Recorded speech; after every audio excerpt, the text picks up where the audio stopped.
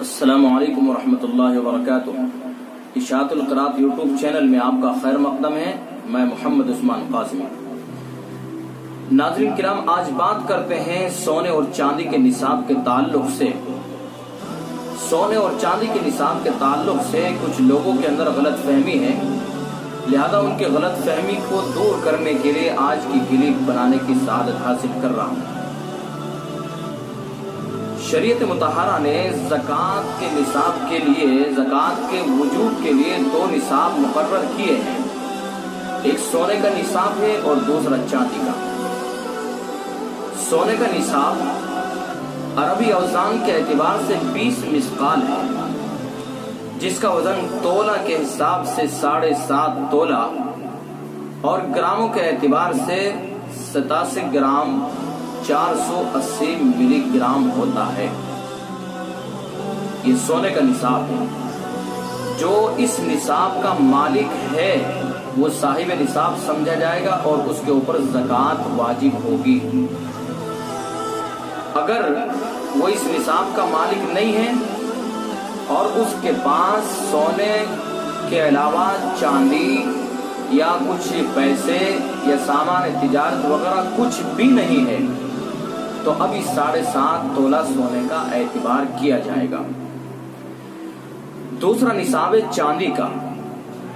چاندی کا نصاب عربی اوزان کے اعتبار سے 200 درہم ہے، جس کا وزن تولہ کے حساب سے 52.5 تولہ اور گراموں کے اعتبار سے 612 گرام 360 ملی گرام ہوتا ہے۔ یہ چاندی کا نصاب ہے۔ اگر سونا اور چاندی دونوں کے زیورات یا اشیاء ملکیت میں ہوں لیکن کسی ایک کا نصاب بھی پورا نہ ہو تو دونوں کو ملا کر قیمت لگائی جائے گی۔ یعنی کسی کے پاس سونا بھی ہے اور چاندی بھی ہے، سونے کے زیورات ہے، چاندی کے زیورات ہے، یہ اس کے علاوہ سکے وغیرہ کچھ بھی ہو بہرحال، تو اگر سونے کا جو نصاب ہے 7.5 تولہ، اگر 7.5 تولہ اس کے پاس نہیں ہے، اس سے کم ہے، اور اسی طرح سے چاندی 52.5 تولہ نہیں ہے، اس سے کم ہے، تو اب کوئی بھی نصاب پورا نہیں ہو رہا ہے بظاہر، نہ سونے کا نصاب پورا ہو رہا ہے نہ چاندی کا نصاب پورا ہو رہا ہے۔ مثلا سونے کا نصاب 7.5 تولہ ہے لیکن کسی کے پاس 3 یا 4 تولہ ہے، اور اسی طرح سے چاندی کا نصاب 52.5 تولہ ہے لیکن کسی کے پاس 20 یا 30 تولہ ہے، تو نہ تو سونے کا نصاب پورا ہو رہا ہے اور نہ چاندی کا نصاب پورا ہو رہا ہے۔ تو اب کیا صورت اپنائی جائے گی، اب کیا شکل اختیار کی جائے گی؟ کیا یہ صاحب نصاب سمجھا جائے گا یا نہیں؟ اگر دونوں کی قیمت مل کر سونے یا چاندی کے کسی نصاب کو پہنچ جائے تو زکوٰۃ واجب ہو جائے گی، یعنی کسی بھی نصاب کو پہنچ جائے۔ مثلا آج کل سونے اور چاندی کی قیمتوں میں بڑا فرق ہو گیا ہے۔ اب اگر کسی کے پاس 1.5 تولہ سونا ہے اور چند تولہ چاندی ہے تو دونوں کی جب قیمت لگائی جائے گی تو چاندی کے اعتبار سے نصاب تک پہنچ جائے گی، لہذا زکوٰۃ واجب ہوگی۔ بلکہ میں تو یہ کہتا ہوں کہ اگر کسی کے پاس صرف 1 تولہ سونا ہے اور 1 تولہ چاندی ہے، تو چونکہ 1 تولہ سونا تقریباً 40-42 ہزار روپے ہے اور چاندی 40-42 ہزار روپے کلو ہے، تو لہذا سونا اگر کسی کے پاس 1 تولہ بھی ہے اور 1 تولہ چاندی ہے تو اب دونوں کو مکس کریں گے، دونوں کی قیمت کو ملا کر کے دیکھا جائے گا کہ یہ نصاب 52.5 تولہ چاندی کی قیمت کو پار کر رہا ہے یا نہیں۔ ظاہر سی بات ہے، جیسے میں نے عرض کیا ہے کہ 1 تولہ سونا 40-42 ہزار روپے کا ہے اور چاندی تقریباً 40 سے بھی بلکہ نیچے ہے اس وقت، 40,000 या 38,000 रुपए किलो है। तो इस वजह से 1 तोला सोना मिलाकर और 1 तोला चांदी मिलाकर के इसकी कीमत 52.5 तोला चांदी की कीमत को पार कर रही है। और 52.5 तोला चांदी की कीमत लगभग होगी कोई 22-23 हजार रुपए की, 25,000 तक है, इससे कम है।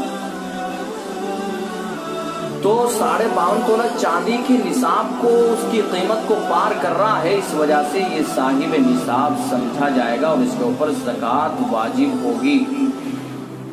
अब ये नहीं कहा जाएगा कि सोने का निसाब तो 7.5 तोला है, लिहाजा जब 7.5 तोला नहीं है तो ज़कात कैसे वाजिब होगी। नहीं, कुछ सोना है, कुछ चांदी है, या कुछ सोना है या कुछ रुपए हैं, या कुछ सोना है या कुछ माल तिजारत है, इन्हें मिला करके अगर इनकी कीमत 52.5 तोला चांदी को पार कर रही है तो वो साहिब निसाब समझा जाएगा, उसके ऊपर ज़कात वाजिब होगी। और यकीनन 52.5 तोला चांदी की कीमत को पार कर जाएगा। अगर किसी के पास सिर्फ 1 तोला सोना भी होगा और उसके साथ 1 तोला चांदी होगी या कुछ पैसे भी अगर होंगे तो तब भी ये निसाब 52.5 तोला चांदी की कीमत को पार कर रहा है। तो इस वजह से वो साहिब निसाब समझा जाएगा और उसके ऊपर ज़कात वाजिब होगी। सोने का निसाब को मेयार उस वक्त करार दिया जाएगा जबकि सोने के अलावा उसके पास कुछ भी नहीं है, थोड़े बहुत पैसे भी नहीं है और थोड़ी बहुत चांदी भी नहीं है। तो अब सोने का निसाब को मेयार करार दिया जाएगा कि अगर 7.5 तोला है तो साहिब निसाब समझा जाएगा, अगर 7.5 तोला नहीं है तो साहिब निसाब नहीं समझा जाएगा। लेकिन अगर उसके पास चंद तोला सोना है या 1 तोला सोना है और उसके साथ थोड़ी बहुत चांदी या थोड़े बहुत रुपये भी हैं, तो चूंकि इन सब चीजों को मिला करके इनकी कीमत 52.5 तोला चांदी की कीमत को पार कर जाती है, तो इस वजह से ये साहिब निसाब समझा जाएगा और इसके ऊपर ज़कात वाजिब होगी। लिहाजा ज़कात अदा करने से पीछा नहीं छुड़ाना चाहिए। इसके अंदर कि अल्लाह का हुक्म है, अल्लाह के इस हुक्म को अदा करने की पूरी कोशिश करनी चाहिए। तो किसी के जहन में ये सवाल पैदा हो सकता है कि जब 2 निसाब हुए, एक सोने का और एक चांदी का, तो चांदी के निसाब को मेयार क्यों करार दिया जाता है। तो याद रखिए, 1 से ज्यादा माल जमा होने की सूरत में चांदी के निसाब का एतबार इसलिए किया गया है कि ज़कात के वजूब में फुकरा की हाजत को बुनियादी अहमियत हासिल है, जिसमें फुकरा का फायदा हो। फुकाहे किराम ने उसको इख्तियार किया है और मौजूदा दौर में चांदी का निसाब कम है, लिहाजा ज़कात वाजिब होने की सूरत में फुकरा का फायदा होगा। तो इस वजह से चांदी के निसाब को मेयार करार दिया गया है।